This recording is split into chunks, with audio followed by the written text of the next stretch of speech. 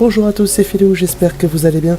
On se retrouve dans cette vidéo pour parler de la fameuse maison hantée de Disneyland Paris. Et oui, messieurs, dames, cette fameuse maison, c'est, je vous dis, Phantom Manor.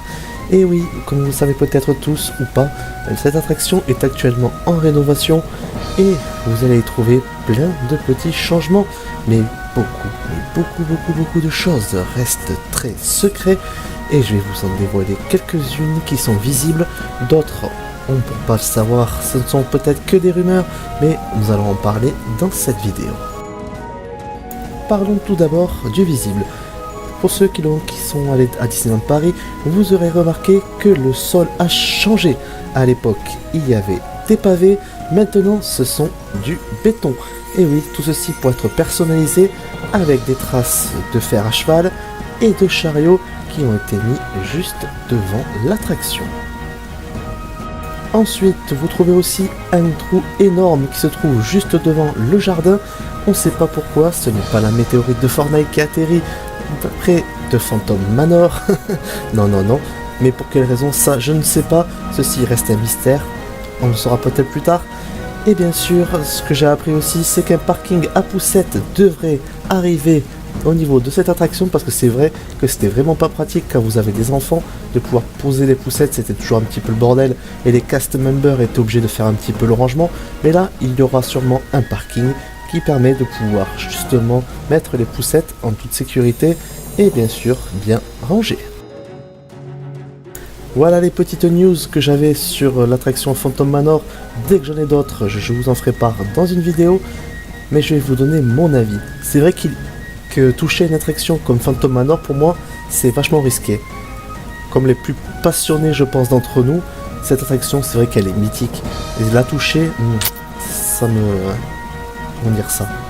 Ça m'embêterait un peu, je pense. Parce que ça perdrait la magie de cette attraction.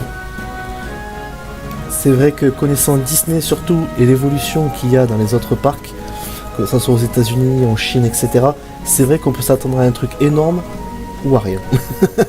C'est vrai. Mais après, on peut se dire qu'est-ce qu'on peut attendre de ces rénovations.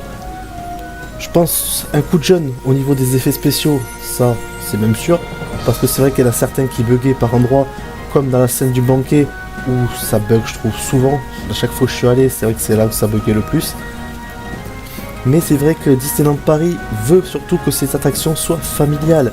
Donc on peut pas s'attendre à avoir de gros effets spéciaux, etc. Sinon ça va faire peur vraiment aux enfants. Et c'est vrai que c'est pas du tout dans la politique de Disney. Donc surtout vous attendez pas à avoir de gros bouleversements au niveau de cette attraction. Mais je pense que malgré tout, que cette attraction, malgré qu'on peut dire qu'elle est vieillissante, c'est vrai parce que ils sont pas assez renouvelés au niveau de cette attraction. Moi je crois qu'il y a un petit truc qui tient cette attraction qui est pas, comment dire, qui est pas énorme, mais pour moi c'est surtout cette bande son sonore qui fait tout dans cette attraction, je trouve, qui empêche qu'elle vieillisse trop et que les gens se lassent. Enfin moi après c'est mon avis personnel, je vous avoue. Mais après, qu'est-ce que Disney peut apporter de plus au niveau de ce manoir? Peut-être l'histoire des Ravenswood, qui c'est vrai très peu connue du niveau du public. En tout cas, je vous laisse en débattre en commentaire pour savoir si vous verrez ce que vous verrez vous de votre côté au niveau des nouveautés. Mais après, je vous avoue, après j'ai entendu des rumeurs comme quoi il y aurait peut-être l'étrange Noël de Monsieur Jack, parce que ça coïnciderait avec la période d'Halloween. Mais bon, je sais pas si vraiment ça peut être intéressant. C'est vrai que le personnage n'est pas forcément énormément connu, est-ce que ça tirait la merchandising, etc. Je pense pas, mais moi je pense surtout que ça casserait surtout l'ambiance de l'attraction.